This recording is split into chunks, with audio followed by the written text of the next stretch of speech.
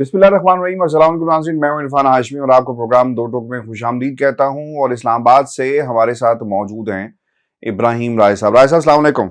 वालेकुम अस्सलाम। अच्छा राय साहब, आज तीन खबरें हैं जिस पर हम तफसील से बात करेंगे। पहली खबर army chief general Asim Munir साहब की गुफ्तगू है। ये अहम क्यों है, इसकी तफसील अपने सुनने वालों के साथ हम शेयर करेंगे। और फिर दो जज अचानक छू मंतर गायब हो गए। चिराग किसने रगड़ा या फिर जादू की छड़ी जो है वो किसी ने घुमाई है, चलाई है, इसकी तफसील भी सुनने वालों के साथ हम शेयर करेंगे। और फिर राय साहब, वकला तहरीक का ऐलान जो है वो किया गया है और कप्तान की जेल का जो दरवाज़ा है, जो ताला है, अब कैसे खोला जाएगा, इसकी तफसील भी आज की इस नशिस्त में सुनने वालों के साथ हम शेयर करेंगे। लेकिन राय साहब, सबसे अहम बात यह है कि पाकिस्तान में इमरान खान जो इस वक्त सबसे मकबूल लीडर हैं, पाकिस्तान के अदालती निज़ाम को भी उन्होंने एक्सपोज कर दिया। पीडीएम को तो एक्सपोज किया था, पाकिस्तान की अदालतों को एक्सपोज किया था, लेकिन ये जो एक ख़ास किस्म का पिक एंड चूज़ वाला इंसाफ और विक्टिमाइजेशन जो हो रही है, खान साहब ने उन खुफिया हाथों को भी एक्सपोज कर दिया है। तीन दरखास्तें थी राय साहब। पहली दरखास्त ये थी कि खान साहब की ज़मानत जो है उसे सुना जाए और उसके ऊपर कोई फैसला दिया जाए। दूसरी दरखास्त ये थी कि ये जो आप ओपन ट्रायल क्यों नहीं करते, इसकी इजाज़त दी जाए और फिर इन कैमरा सेशन जो है इसका नोटिफिकेशन कलअदम करा दिया जाए। जो ड्यूटी जज साहब थे उनके पास ये सारे गए, क्योंकि उससे पहले बताया गया जिस अदालत के अंदर खसूसी अदालत जो लगाई जानी थी कि भाईजान आज जज साहब छुट्टी पर हैं और उनकी अहलिया जो है वो बीमार हो गई हैं। राय साहब, आई डोंट नो, ये जो जुमला इनके साथ मंसूब किया गया कि जज दिलावर वाला फैसला नहीं होगा, दलेर हूं मैं और वैसा ही फैसला करूंगा, साबित हो गया कि ये जुमला इनसे मंसूब जो है गलत किया जा रहा था और वो छुट्टी पर चले गए या छुट्टी पर भेज दिए गए। फिर राय साहब, वकला पहुंचे दूसरी अदालत में खसूसी जज की अदम मौजूदगी में, तो बताया ये गया कि खसूसी अदालत के जज की अदम मौजूदगी में ड्यूटी जज जो है वो किसी किस्म का फैसला नहीं कर सकता। अगर नहीं कर सकता राय साहब, तो कानून में कोई गुंजाइश तो मौजूद होगी। जो कानून बनाते हैं उन्होंने जानबूझकर इसमें इतना बड़ा सुकम जो है छोड़ा है कि जमानत के मामले के ऊपर कोई अदालत जो है इस केस को लेने के लिए तैयार नहीं है। राय साहब, फिर एक और भी खबर आई है और वो है परवेज इलाही साहब के हवाले से। वो जज साहब भी भाग गए हैं और उन्होंने कहा कि मुझे जो है फैसलों पर अमल दरामद भी करवाना आता है। और फिर हमने देखा कि लाहौर हाई कोर्ट का वो जज जिसने फैसला सुनाया तौहीन अदालत की कार्रवाई का आगाज होना था, सेशन जज अटक को उन्होंने हुक्म दिया कि आप परवेज इलाही साहब को पेश करें अदालत के अंदर, अब उन्हें कहीं और भेज दिया गया है। राय साहब, व्हाट अ कंट्री, ये सिर्फ पाकिस्तान में हो सकता है और कहीं नहीं हो सकता। देखिए हाशमी साहब, ये जो दो जज जादुई छड़ी चली है उसके बाद जिस तरीके से ये गायब हुए हैं, एक तो मैं आपको ये बताऊं कि जज अबू अल हसनात, उन्होंने कभी ये अल्फाज नहीं बोले थे कि मैं दलेर जज हूँ, मैं दिलावर जज नहीं हूँ। ये अल्फाज बोलने वाले वो जज नहीं थे। अगर वो इस किस्म के अल्फाज बोलने वाले जज होते तो इमरान खान साहब की गैर मौजूदगी में, यानी इमरान खान साहब को अदालत में पेश किए बगैर उनका गायबाना जुडिशल रिमांड मंजूर ना करते या जुडिशल रिमांड मंजूर करने से इनकार करते और फिर बाद में जो 15 दिन के बाद एक जाली ऑर्डर सामने लाया गया तो वो जाली ऑर्डर सामने ना लाया जाता। अलबत्ता ये ज़रूर कोट किया गया कि उन्होंने इमरान खान साहब से मुकालमा किया और उन्हें ये कहा कि मैं मेरिट पर फैसला करूँगा। लेकिन अब मेरिट के ऊपर फैसला जब होना था तो अटक जेल में बड़ी दिलचस्प सूरत हाल पैदा हुई, क्योंकि इमरान खान साहब की जो दरख्वास्त ज़मानत है इसकी समाअत अगर हो जाती तो पाकिस्तान के तमाम कानूनी माहिरीन ये कह रहे थे कि इमरान खान साहब की ज़मानत 100% यकीनी है। अब जज साहब ने अपनी फेस सेविंग भी करनी थी और उन्होंने पूछा भी होगा, यानी जिनसे उनको पूछना चाहिए, जिनसे पूछकर आजकल फैसले आते हैं अदालतों के और जज साहिबान के, तो उन्होंने पूछा भी होगा कि मेरे पास तो कोई ऑप्शन ही नहीं बचा, मैं समाअत करूंगा तो मुझे ज़मानत देनी पड़ेगी। अगर मैं ज़मानत नहीं दूंगा तो फिर जाहिर है कि मेरे पूरे करियर पर या कानूनी जो हल्के हैं वो सवालात उठाएंगे, मेरा मजाक बनेगा, सोशल मीडिया पर मेरे मुतल्लिक मुज़िका खेज़ किस्म के ट्वीट्स किए जाएंगे, तो अब मेरे पास ऑप्शन क्या है? क्या मैं ज़मानत दूं? जवाब ज़ाहिर है कि वहाँ से आया होगा कि नहीं। तो फिर जज साहब ने अपनी फेस सेविंग के लिए बिल्कुल उसी तरह जैसे अल्टीमेटली जस्टिस आमिर फ़ारूक जो इस्लामाबाद हाई कोर्ट के चीफ जस्टिस हैं, उनको जज दिलावर की ट्रायल कोर्ट की सज़ा मुअत्तल करनी पड़ी थी, क्योंकि उनके पास भी आखिरी वक्त पर कोई ऑप्शन नहीं था। तो उनकी भी जो कम्युनिकेशन है, जो आप अज्यूम कर सकते हैं, वो इसी किस्म की हुई होगी कि अब तो कोई ऑप्शन ही नहीं है, तो अब से कम मुझे फेस सेविंग के लिए ये सज़ा मुअत्तल करने दें। इमरान खान साहब की न्यायालय बरकरार रहे, लेकिन सज़ा मुझे फ़िलहाल मुअत्तल करने दें।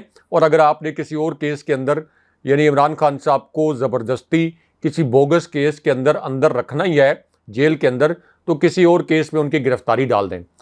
तो इसलिए जज साहब जो कह रहे थे कि मैं ज़मीर पर फैसला करूंगा, मेरिट पर फैसला करूंगा, तो ज़मीर उनका पहुंच गया मुल्तान अचानक, और जज साहब जो हैं वो फिर जुम्मे तक अभी ज़मीर छुट्टी पर है। तो जुम्मे को देखते हैं कि ज़मीर वापस आता है या ज़मीर कोई मज़ीद छुट्टी ले लेता है, नंबर 1। नंबर 2, जो आपने लाहौर हाई कोर्ट के जज की बात की हाशमी साहब, ये वही है ना, पिंड, ये जो मुल्तान पहुंचे हैं राय साहब, ये वही है ना, जी लाहौर हाई मुल्तान कोर्ट वाले। वाले जी मुल्तान पहुंच गए। मुल्तान पहुंचे जी जी जी, वो मुल्तान पहुंच गए जी। तो जज अबुल हसन भी जो ना वो जुम्मे तक छुट्टी पर चले गए हैं, और जुम्मे तक वो हाँ समाज जो है वो मुलतवी हो गई। अब थोड़ा जी। आगे चलकर army chief general Asif Munir, सदर आरिफ अलवी, इमरान खान साहब के नुमाइंदे, ये जो 1-2 मुलाकातें हुई हैं, उनका हाल अहवाल भी रखते हैं अपने व्यूअर्स के सामने, उसकी अंदरूनी कहानी भी अपने व्यूअर्स के सामने रखते हैं। लेकिन हाशमी मैं साहब अगर जी जी जी प्लीज आप अपनी बात मुकम्मल करें। जी जी, आप कुछ पूछने लगे थे, पूछिए प्लीज़। मैं राय साहब चाह रहा था कि मैं वो नकात कुछ रख दूं, जी लेकिन ये जो जज साहब जो मुल्तान पहुंचे हैं, जस्टिस रफीक साहब, अब इनका जो रोस्टर तब्दील किया गया, ये इससे पहले ऐसे इस तरह की मिसालें नहीं मिलती। अब आम आदमी को तो ये मैसेज जाएगा ना कि भाई यहां पर भी कुछ लोग मौजूद हैं जिन्होंने ये सब कुछ करवाया है। परवेज इलाही साहब की बाजियाबी का मामला था, आईजी इस्लामाबाद को नोटिस हुए, सेशन जज को उन्होंने कहा कि पेश करो।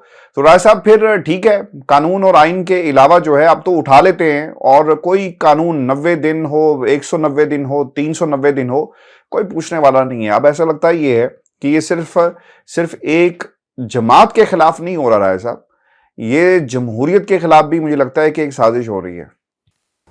पाकिस्तान के खिलाफ साजिश हो रही है, रियासत पाकिस्तान के खिलाफ साजिश हो रही है, सिर्फ और सिर्फ शरीफ ख़ानदान को वापस लाने के लिए। वो शरीफ ख़ानदान, एक तो मैं ये कहता हूँ कि अगर पाकिस्तानी अवाम में ज़रा सा भी सियासी शऊर है, अगर पाकिस्तानी अवाम इस वक्त बेदार हैं, अगर ये भेड़ बकरियाँ नहीं हैं, तो शरीफ ख़ानदान को और जरदारी ख़ानदान को वोट की ताकत से, अपनी सियासी शऊर से इनको सियासी तौर पर निशान इबरत बना देना चाहिए। आप देखें कि ये किस किस्म के वायसराय हैं। जब तक इनकी हुकूमत थी 15 माह शहबाज शरीफ पाकिस्तान में थे, हुकूमत ख़त्म हुई, शहबाज शरीफ अपने आबाई गांव यानी लंदन चले गए, अपने आबाई वतन लंदन चले गए। इसहाक डार यहाँ से फ़रार होकर लंदन चले गए।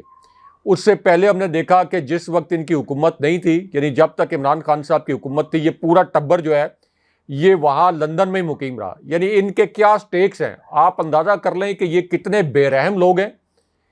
इनकी पाकिस्तान के साथ किस किस्म की वाबस्तगी है, पाकिस्तान के लोगों के साथ किस किस्म की वाबस्तगी है कि ये सिर्फ हुक्मरानी करने, लूट मार करने, मनी लॉन्ड्रिंग करने, करप्शन करने यहाँ पे आते हैं।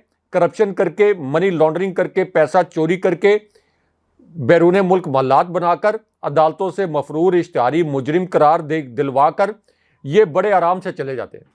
यानी इनकी आप देख लें कि कितने ये बेरहम और सफाक लोग हैं कि जैसे ही हुकूमत खत्म हुई। हाँ, आपको पता है कि ख्वाजा आसिफ ने आज फट पड़े हैं, और उन्होंने ये बात राय साहब घर में भी हो सकती थी ना, आपकी नून लीग आपकी जमात है, आप बुलाकर कोई सेशन जूम के ऊपर कहते हैं कि मियाँ साहब आप पाकिस्तान वापस, अगर आपने नहीं आना कोई बात नहीं, आप जब आपका दिल करेगा आए, अक्टूबर में आए ना आए, आप पार्टी के बादशाह हैं। लेकिन राय साहब जो उन्होंने तनकीद की है ना, उन्होंने इसहाक डार पर तनकीद की है, उन्होंने दूसरी तरफ तनकीद की है ख्वाजा आसिफ ने शहबाज शरीफ पर कि भाई आप किस चक्कर में लंदन की ठंडी हवाओं में बैठे हुए हैं, यहाँ पर आवाम जो है वो हमारा जीना महाल उन्होंने किया, हमारा गिरबान पकड़ा हुआ है, हमारी हुकूमत परफॉर्म नहीं कर सकी। पीडीएम के अंदर से आवाजें जो है उठ रही हैं और आप लंदन की फिजा में बैठकर जो है वो पाकिस्तान की तकदीर के पता नहीं कौन से फैसले कर रहे हैं जो जिसका पाकिस्तान की आवाम को नहीं पता। राय साहब, शायद पाकिस्तान के लोगों को तो ये जब बिजली का बिल और जिस तरह से उनके ऊपर रोजाना कोई ना कोई कहर नाजिल हो रहा है, बिजली गिर रही है, ये सब लोग मिलकर आईएमएफ के पास गए थे। अब ये नून लीग वाले जो चीख रहे हैं ना कि आकर कम से कम हम दिलासा तो दे सकते हैं और मरियम के बस की बात नहीं है, ख्वाजा आसिफ साहब ने ये भी ऐलान कर दिया है। अब वो इनडायरेक्टली कहना यही चाहते हैं कि मियाँ साहब तुसी आओ तो नाल इसहाक डार साहब को लेकर आए। आईएमएफ ने इनकार कर दिया है, 15 अरब की मालियाती जो गुंजाइश है वो बल्कि प्लान मांग लिया है। ये गए थे कर्जा लेने के लिए, ये गए थे कोई उनकी बात जो है उनसे मनवा ली जाएगी। उन्होंने कहा कि नहीं भाई, हम आपकी बात नहीं मानेंगे, बल्कि उल्टा आईएमएफ ने 15 अरब का जो हिसाब है वो अब इनको देना पड़ेगा। और क्या निगरानों का हिसाब खराब नहीं है राय साहब? क्योंकि निगरान जो होते हैं उनका हिसाब खराब ही होता है। देखिए आशफी साहब, ये ख्वाजा आसिफ का जो आपने जिक्र किया, ये तो उनका क्लिप इस वक्त वायरल है। इस वक्त बड़ा इस्तराब है, बड़ी बेचैनी है और एक एएनपी के सेनेटर ने तो बाकायदा इनका गिरबान पकड़ लिया है, एतराफ़ जुर्म भी कर लिया है, एतराफ़ शिकस्त भी कर लिया है और बाकायदा इनके गिरबान पर हाथ भी डाला है। यानी ये जो 13 जमातों के टोले ने जनाब बाजवा के साथ मिलकर रजीम चेंज ऑपरेशन इमरान खान साहब के ख़िलाफ़ नहीं, रियासत पाकिस्तान के ख़िलाफ़ किया, रियासत पाकिस्तान को तबाह बर्बाद कर दिया, 24 करोड़ लोगों का मुस्तकबिल, 24 करोड़ लोगों के बच्चों का मुस्तकबिल तबाह कर दिया। और अब ये कह रहे हैं कि 15 माह के अंदर हम परफॉर्म नहीं कर पाए, हमारी हुकूमत के अंदर तबाही हो गई और उसके बाद ये फरार होकर लंदन चले गए। अगेन मैं ये कहता हूँ कि इस तरह से इनको वोट के ज़रिए इबरत का निशान बनाएं कि ये अगले 100 साल तक ये शरीफ ख़ानदान के आगे जो आने वाले लोग हैं और इनके जो बच्चे हैं वो पाकिस्तान आने के मुतल्लिक सोचे भी ना। इनको वोट के ज़रिए इस तरह से निशान इबरत बनाना चाहिए कि ये आप देखें कि किस किस्म का मजाक है कि आप वाइस राय हैं कि यहाँ हुकूमत करने के लिए आते हैं, हुकूमत ख़त्म होती है। एक तरफ इमरान खान साहब हैं जिनके ऊपर कातलाना हमला हुआ, जिनके ऊपर जुडिशल कॉम्प्लेक्स में दोबारा कातलाना हमले की प्लानिंग की गई, जिनको बार बार ये ऑफर की गई कि मुल्क छोड़कर चले जाएं, जिनको पता था कि उनको जेल में डाल देंगे, जिनको पता था कि जेल के अंदर उनकी जान ले ली जाएगी, स्लो पॉइजनिंग की जाएगी। उसके बावजूद इमरान खान साहब जान पर खेलकर इस कौम को ग़ुलामी से निजात दिलाने के लिए, ये जो मौरूसी सियासत है और हमारी जो कौम की नस्लें हैं इनको नस्ल दर नस्ल ग़ुलामी से बचाने के लिए अपनी जान पर खेलकर भी पाकिस्तान से बाहर नहीं गए, जिनको बोगस तरीन मुकदमात का सामना है। और एक तरफ ये शरीफ ख़ानदान है, ये नून लीग के जो लोग हैं या नून लीग के सपोर्टर्स हैं, उनको भी समझना चाहिए। आप कैसे रिलेट कर सकते हैं अपने लीडर के साथ खुद को? आपके लीडर्स तो बैठे हुए लंदन में, उनका तो वतन लंदन है, उनका पाकिस्तान के साथ क्या मफाद जुड़ा हुआ है? किसी किस्म का कोई मफाद नहीं है उनका पाकिस्तान के साथ।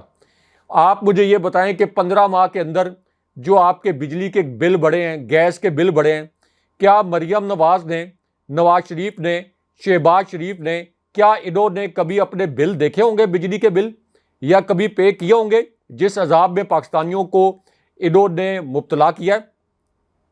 तो अब हाशमी साहब एएनपी के सेनेटर हैं, वो ये कह रहे हैं कि हमें पीडीएम की मुखालफत करनी चाहिए थी, मुकम्मल तौर पर पीडीएम फेल हो गई, नून लीग की हुकूमत दोबारा लाने का मंसूबा बनाया गया, पीडीएम की दीगर जमातों को कुछ नहीं मिला।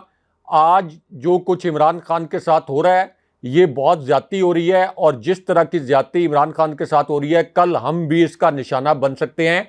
ये आपस में फट पड़े हैं, एक दूसरे के राज खोल रहे हैं, क्योंकि ये 13 जो जमातें थी, यानी इनमें सिर्फ एक कदर मुश्तरक थी, एक कदर मुश्तरक थी। वो कदर मुश्तरक ये थी कि इन तमाम 13 जमातों के जो कायदीन हैं, इन तमाम को अदालतों ने मफरूर, इश्तारी, करप्ट और मुजरिम करार दिया था। इसके अलावा बाकी इनके जो नाम नहाद नज़रियात हैं, ये जो सियासी किबले हैं, ये इंटायरली डिफरेंट थे। कोई लेफ़्ट की जमात नाम नहाद, कोई नाम नहाद राइट की जमात, कोई नाम नहाद सेंटर की जमात, कोई नाम नहाद मजहबी जमात। तो ये आपस में अब एक दूसरे के इस वक्त पोल खोल रहे हैं। चीनी का इतना बड़ा स्कैंडल आया हाशमी साहब, पिछले 40 साल का सबसे बड़ा स्कैंडल चीनी का आ गया। आपको पता है कि पाकिस्तान के अंदर चीनी नहीं मिल रही, लोग 2-2 किलोमीटर तवील कतारों के अंदर खड़े हैं, चीनी नहीं मिल रही। और अब पीपल्स पार्टी ने इसका इल्ज़ाम लगा दिया नून लीग के ऊपर कि इसहाक डार ने चीनी बरामद करने की मंजूरी दी थी। और एहसन इकबाल कहते हैं कि नवीद कमर की वजह से चीनी बरामद की गई, सारे इल्ज़ामात हम पर ना डाले जाएं। तो ये फ्रस्ट्रेशन में आपस में दस्तो गिरबां हो गए हैं। यानी इमरान खान साहब जेल में हैं, जेल के अंदर से वो कोई ज़ाहिर है अमली सियासत तो नहीं कर सकते, लेकिन अवाम तो उनके साथ जुड़े हुए हैं। लेकिन यहाँ पर इनकी नालायकी, इनकी करप्शन, नाअहली और इसहाक डार जो रिश्तेदार होने की वजह से पाकिस्तान पर मुसल्लत किए गए थे, उसकी वजह से अब इतनी बड़ी तबाही आ गई है पाकिस्तान के अंदर कि कोई भी 13 जमातों में से उसकी जिम्मेदारी लेने के लिए तैयार नहीं है। अब अगर निगरान सेटअप आ गया, चले इनकी अपनी हुकूमत थी तो उस वक्त तो एहतसाब की ड्राइव शुरू नहीं हो सकती थी, अभी तो निगरान सेटअप आ गया। निगरान वज़ीर आज़म सबको पता है कि एस्टैब्लिशमेंट के उम्मीदवार थे। तो अब भी वक्त है कि एक अगले 1.5 महीने के अंदर इनका ऐसा कड़ा एहतसाब किया जाए, इनको कटहरे में लाया जाए, इनसे पूछा जाए कि ये चीनी बरामद करने की किसने इजाज़त दी थी। 15 माह के अंदर इसहाक डार ने जो तबाही निकाली है मुल्क की, इसहाक डार को अकाउंटेबल किया जाए। इनके जो पिछले केसेस डील के तहत बंद किए गए थे, वो सारे इनके केसेस खोलें, इनके घर जो इनके हवाले किए गए थे वो जब्त करें, वो बेच कर अवाम को रिलीफ दें इनके असासे। इन्होंने मुल्क को किधर पहुंचा दिया हाशमी साहब। ये अप्रैल 2022 का जो मुल्क था पाकिस्तान, उसको आप कंपेयर करें, 5.97% ग्रोथ रेट, 5.97%। आपके एक्सपोर्ट्स जो हैं टारगेट सारे एक्सीड कर गए थे, 37 टारगेट सारे एक्सीड कर गए थे। आपकी ज़राअत जो है वो आगे जा रही थी। आपके 16 अरब डॉलर के ज़र मुबादला के ज़खायर थे। 4 प्रोग्राम चल रहे थे निचले तबके के लिए। सेहत कार्ड आपका चल रहा था 10 लाख रुपए से किसी भी हॉस्पिटल में इलाज कराएं, कोई भूखा ना सोए। आपका अपना गांव का प्रोग्राम चल रहा था, एहसास प्रोग्राम चल रहा था। सानिया निश्तर को बीबीसी ने 100 सबसे बासर खवातीन में शामिल किया था। कितना बड़ा जुल्म हुआ हाशिम साहब इस मुल्क के साथ। इस मुल्क के साथ कितना बड़ा जुल्म हुआ है 24 करोड़ लोगों के साथ। और ये जो जुल्म हुआ है ये पाकिस्तान को 1971 के जानिब खुदा न खास्ता लेकर जाएगा। यहाँ पर लोग बड़े जज्बाती हैं, कहते हैं जी क़यामत तक पाकिस्तान कायम रहेगा। पहले 24 साल में भी तो टूटा है ना, तो फिर क्या जज्बातियत है कि क़यामत तक कायम रहेगा। इन हालात में रह सकता है पाकिस्तान कायम। जो पाकिस्तान की सबसे बड़ी बाइंडिंग फोर्स है, यानी जो वफाक को इकट्ठा रख सकती है, यानी इमरान खान साहब जिनकी चारों सूबों में प्रेजेंस है, जिनकी पंजाब में हुकूमत थी, केपी में हुकूमत, आज़ाद कश्मीर में हुकूमत थी, गिलगित बल्तिस्तान में हुकूमत थी, बलोचिस्तान में मखलूत हुकूमत थी, जो पूरे पाकिस्तान को इकट्ठा रख सकते हैं, जो वहादत की अलामत है, उनको आपने ज़बरदस्ती जेल में डाला हुआ है। लोग अब भी 74% उनके साथ खड़े हैं। जबर की बदतरीन फ़ज़ा के बावजूद लोग इमरान खान साहब का साथ छोड़ने के लिए तैयार नहीं है। इकॉनमी आपकी कोलैप्स कर गई है, तो फिर अब किसको वापस लाना है? इसी शरीफ ख़ानदान को वापस लाना है ताकि मुल्क को मज़ीद ये तबाह करें, अपने असासों में इजाफा करें। क्योंकि इनको मैंने या आपने तो ये नहीं करप्ट कहा था हाशमी साहब, अदालतों ने करप्ट कहा था। मैंने या आपने तो सिसिलियन माफिया नहीं कहा था, मैंने या आपने तो नहीं गॉड फादर कहा था। चीफ जस्टिस के लेवल पर, supreme court of Pakistan chief justice के लेवल पर इनको ये खिताबात दिए गए थे। तो इस वक्त पूरे मुल्क के अंदर जो लोग झोलियाँ उठा उठा कर हाशमी साहब इनको बददुआएं दे रहे हैं, इनके लिए लोगों के अंदर जो एक नापसंदीदगी थी वो नफ़रत में बदल चुकी है। नफ़रत में ये वजह है कि ये इलेक्शन में इस वक्त नहीं जा रहे। इनको पता है कि इलेक्शन में गए इमरान खान साहब 74% तो लोग खड़े हैं, लेकिन लोग इनसे नफ़रत की वजह से कोई 95% तक वोट इमरान खान साहब को दे देंगे। इनसे नफ़रत जो लोगों को हुई है, जितनी इन्होंने महंगाई की है, जिस तरह से लोगों की जेबों पर इन्होंने डाके मारे हैं और ख़ुद कितने आराम से लंदन बैठे हुए हैं। यानी मैं ये सोचता हूँ एक सहाफ़त के तालिब इल्म के तौर पर, एक सियासत के तालिब इल्म के तौर पर, कि ये कितने शफ़ाक लोग हैं, इनके सीने में दिल नहीं है कि लंदन में जाके बैठ गए हैं, इसहाक डार भी हो गए। अच्छा राय साहब, इससे पहले भी जो सिपा सलार हैं हमारे, जितने भी आए, यानी मुशर्रफ साहब भी मिला करते थे, जो आपकी ताजर बरादरी है, और उन्होंने तो खैर पाकिस्तान के अंदर कई बरस हुकूमत भी की, और उनका ये ख्याल था कि वो पाकिस्तान की इकॉनमी को ठीक कर सकते हैं। फिर वक्त के साथ साथ ये दीगर जो आपकी सिक्योरिटी, इकोनॉमिक सिक्योरिटी का जहाँ तक मामला आता है, इसमें पाकिस्तान की फ़ौज ने और पाकिस्तान की जो मिलिट्री इस्टेब्लिशमेंट है उसने अपना किरदार अदा किया, मिलिट्री आपने मिडल ईस्ट से साथ बात करनी हो, अमेरिका से करनी हो, तो यही चैनल जो है वो इस्तेमाल किया जाता है। अब दोबारा एक इकोनॉमी, क्योंकि हमारा सबसे बड़ा मसला है, जनरल बाजवा जो बाजवा डॉक्ट्रिन थी वो भी ये कहते थे कि इकोनॉमी को बेहतर करना उनकी अव्वलीन तरजीहात में से है, और उन्होंने बहुत सारे इकोनॉमी के ऊपर सेमिनार से खिताब भी किया। और फिर वो ये भी कहते थे कि जब तक मुल्क के अंदर मईशत ठीक नहीं होगी ना, हम किसी भी सिक्योरिटी की बात नहीं कर सकते। यानी मिलिट्री इस्टेब्लिशमेंट या जो आपके सिपा सलार माजी के हों या मौजूदा, उन्होंने मुलाकातें की हैं। अब army chief general Asim Munir साहब की भी मुलाकात हुई है कारोबारी शख्सियात से। पाकिस्तान के मीडिया पर बहुत सारी चीज़ें रिपोर्ट हो रही हैं, कुछ अखबारात के अंदर ज़राए से कोट हो रही हैं। कुछ जो बातें उन्होंने कही हैं, एक तो करप्शन करने वालों को हरगिज़ बर्दाश्त नहीं किया जाएगा। जो लोग करप्शन करते हैं, डॉलर जमा करने वाले पर शदीद तरीन क्रैकडाउन किया जाएगा। डॉलर की अफगान स्मगलिंग का मुकम्मल खात्मा होगा। ईरानी तेल की स्मगलिंग के हवाले से जो है वो बात हुई है। और फिर उन्होंने ये भी कहा है कि जो कोर कमांडर कराची हैं उनको भी कहा है कि ये जो तेल ईरान से आता है और बिकता वो कराची में, इस पर भी कुछ किया जाए। मुल्क को खसारा करने वाले इदारों से सियासी भर्तियों का खात्मा, मुझे ये लगता है कि उनका जो फोकस था वो पाकिस्तान पीपल्स पार्टी की तरफ है, क्योंकि राय साहब सबसे ज़्यादा जो पॉलिटिकल भर्तियाँ हुई हैं ना वो पीपल्स पार्टी के दौर में हुई हैं। फिर अरब ममालिक से जल्द अज जल्द भारी इन्वेस्टमेंट लाकर डॉलर की कीमत को जो है वो नीचे लेकर आना, ये तमाम चीज़ें जो हैं वो एजेंडे में शामिल हैं। राय साहब, क्या यही तरीकाकार है?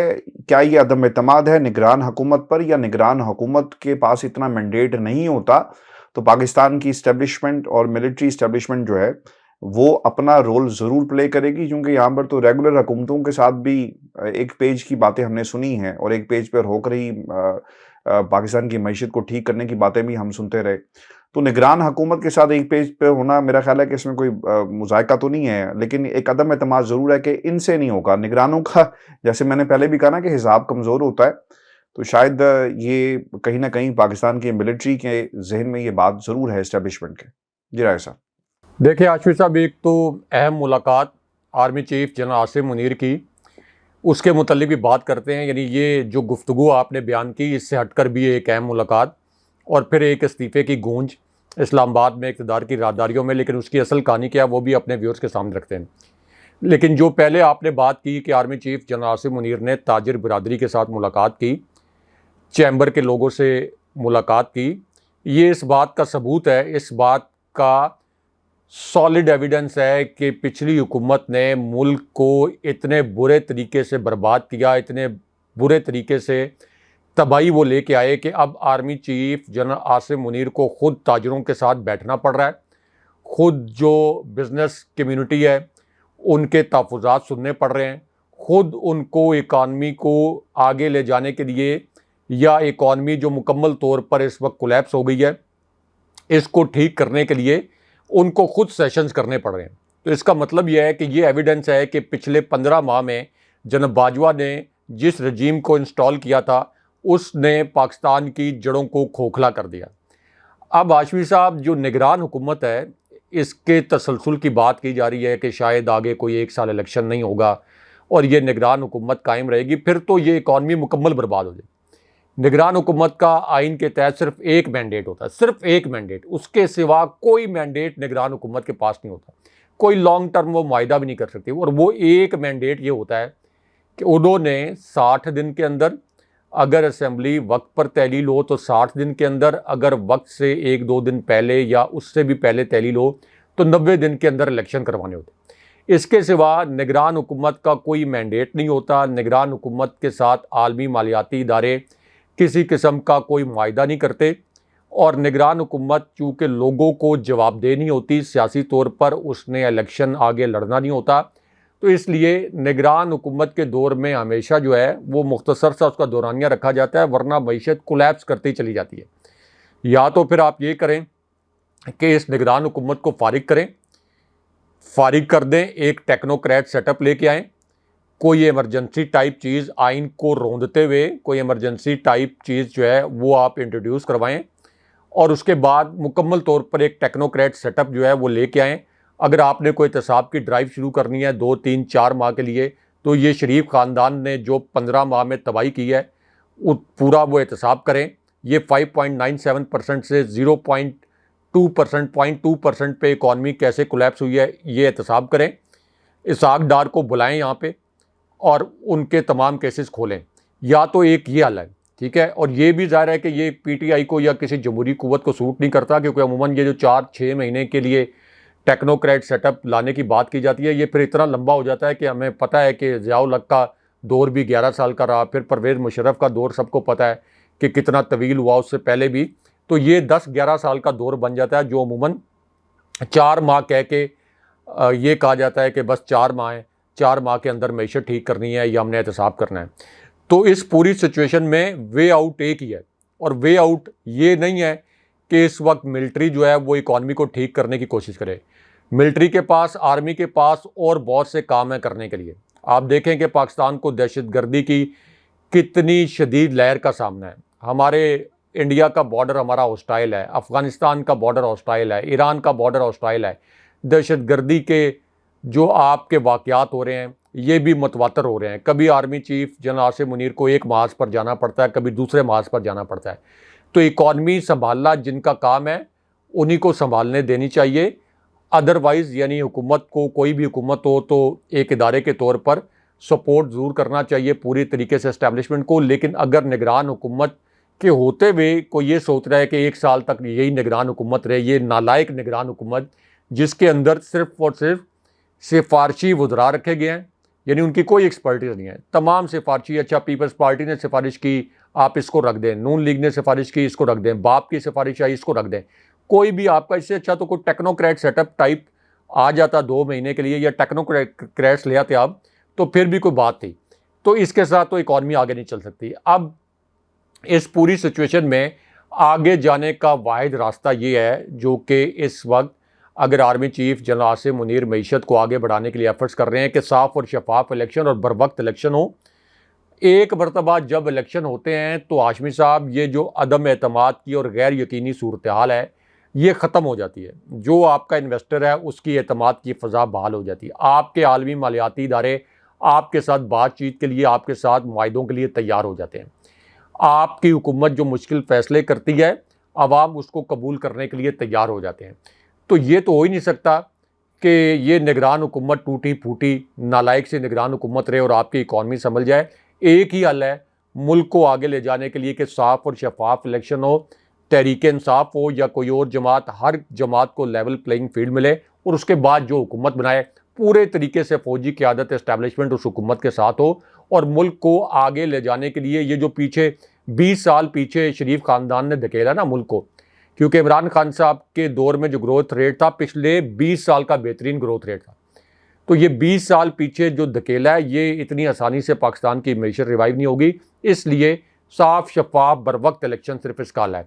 अब जो आपने army chief general Asim Munir की बात ही की है, तो इस्लामाबाद में इक़्तिदार की राहदारियों में कुछ लोग ये दावा कर रहे हैं कि एक बड़ा इस्तीफ़ा आने वाला है, क्योंकि army chief general Asim Munir और DGI जनरल नदीम अंजुम की जो सदर आरिफ अलवी से मुलाकात हुई, उसके मुतल्लिक 2-3 इतलात जो हैं वो इस्लामाबाद में इक़्तिदार की राहदारियों में गर्दिश कर रही हैं। एक तो हमने जो सबसे पहले अपने प्लेटफॉर्म पर ख़बर ब्रेक की थी, वो कुछ 36 घंटे के बाद अखबारों की जीनत बनी है और अखबारात में उसका जिक्र किया गया। हूबहू जो हमारी स्टोरी थी, आप ये कह लें कि उसी को कॉपी कर लिया गया। तो एक अब ये कहा जा रहा है कि सदर आरिफ अलवी को बिटवीन द लाइंस जो हैं कुछ ऐसे पैगामात भेजे गए हैं जो कि कोई ज़्यादा मस्बत पैगामात नहीं हैं, अगरचे वो फ़ौज के सुप्रीम कमांडर हैं। और चूँकि इस वक्त नए सदर के इंतखाब के लिए नई कौमी असम्बली और सूबाई असम्बली मौजूद नहीं है। सदर का इंतखाब उस वक्त हो सकता है जब नई कौमी असम्बली हो, नई सूबाई असम्बली हो, सेनेट तो आपका मौजूद है। तो सदर आरिफ अलवी आइनी तौर पर तो अपने ओहदे पर बरकरार रह सकते हैं, लेकिन इस तरह की इतलात हैं कि सदर से कुछ हल्के जो हैं वो कोई ज़्यादा खुश नहीं हैं। सदर को कुछ पैगामात पहुँचाए गए हैं, उनमें से एलिजिडली एक पैगाम ये भी है कि आप बस 8 सितंबर को जो आपकी ओहदे की मियाद ख़त्म हो रही है, तो बेहतर यही है कि आप अपना ओहदा छोड़ दें। और ये खदशात हैं कि अगर सदर आरिफ अलवी अपने ओहदे पर रहे, जो कि आइन के तहत वो रह सकते हैं, तो बिल्कुल उसी तरह जैसे उन्होंने इससे पहले अपना आइनी रोल प्ले करते हुए बहुत से गैर आइनी इक़दामात को कुछ अरसे के लिए रोका, तो वो इस तरह के इकदाम करते रहेंगे। तो इस पूरी सिचुएशन में कुछ लोगों ने क्लेम किया कि सदर आरिफ अलवी फौरी तौर पर इस्तीफ़ा दे देंगे या उनसे इस्तीफ़ा ले लिया जाएगा। अगरचे हमारी जो ऐवान सदर में बात हुई है ज़राए से, तो उनका ये कहना है कि फ़िलहाल सदर आरिफ अलवी ने इस चीज़ को कंसिडर नहीं किया। अभी तो 8 सितंबर तक उनकी मियाद बाकी है। तो इस बात से अलबत्ता इनकार नहीं किया गया कि किन हालात में ये मीटिंग हुई है, किस किस्म के मैसेजेस जो हैं वो कन्वे किए गए हैं। अच्छा राय साहब, एक खबर ये भी है कि एतजाज एहसन साहब और लतीफ़ खोसा साहब जो है ना, उनका ताल्लुक अगर देखा जाए तो पाकिस्तान पीपल्स पार्टी के साथ है। और अब हालिया एक कॉन्फ्रेंस हुई है जिसमें एतजाज एहसन साहब बैठे हुए थे और उन्होंने ये जो आर्मी एक्ट के हवाले से जो बिल है और जो सुप्रीम कोर्ट पे तरमीम वाला मामला है, इसके ऊपर दलाइल दिए उस कमेटी के सामने और अपना केस जो है रखा। ऐसा लगता ये है कि जिस तरह वहाँ पे चांडियो साहब ने उन पर इतराज़ किया कि ये इमरान खान की हमायत करते हैं, तो बिलावल ने कहा कि मुझे इससे कोई फ़र्क नहीं पड़ता। ऐसा वाइब्स ये आ रही हैं कि शायद कहीं ना कहीं अब इस महाज को इस्तेमाल किया जाएगा जो वकला का महाज है, और इस मकसद के लिए 7 सितंबर से वकला तहरीक का बाकायदा ऐलान का कह दिया गया है। एक एलामिया जारी किया गया है प्रेस कॉन्फ्रेंस में पाकिस्तान लॉयर्स एक्शन कमेटी की तरफ से, और मुतालबात उसमें ये रखे गए कि जालमाना फस्तायत का खात्मा, फौजी अदालतों की गैर कानूनीत और 90 दिन के अंदर इंतखाबात इसमें शामिल हैं। एतजाज एहसन साहब ये कहते हैं कि चीफ जस्टिस की रिटायरमेंट के 10-12 दिन रह गए हैं, अहम तरीन मुकदमात के फैसले करके वो जाएं। उम्मीद है चीफ जस्टिस बेयकीनी छोड़कर नहीं जाएंगे। सदर की जानिब से जिन बिलों पर दस्तखत नहीं किए गए वो पार्लियामेंट का एक्ट नहीं है, आइन को बहाल करके सब इसके ताबे हों, मिलिट्री कोर्ट्स में सिविलियन के ट्रायल नहीं हो सकते। ये तमाम बातें राय साहब एक एलामी की शक्ल में की गई हैं, और अब देखते हैं कि वकला कितनी तादाद में निकलते हैं, और जिसका आगाज़ 7 सितंबर से पेशावर से वकला तहरीक का बाकायदा तौर पर आगाज़ किया जा रहा है। व्यूअर्स, ये शो था आज का हमारा। अपने कमेंट्स भेजिएगा, चैनल को जरूर सब्सक्राइब करें। मुझे और इब्राहिम राय साहब को इजाज़त दीजिए। अल्लाह ने के बाद। अल्लाह ने के बाद।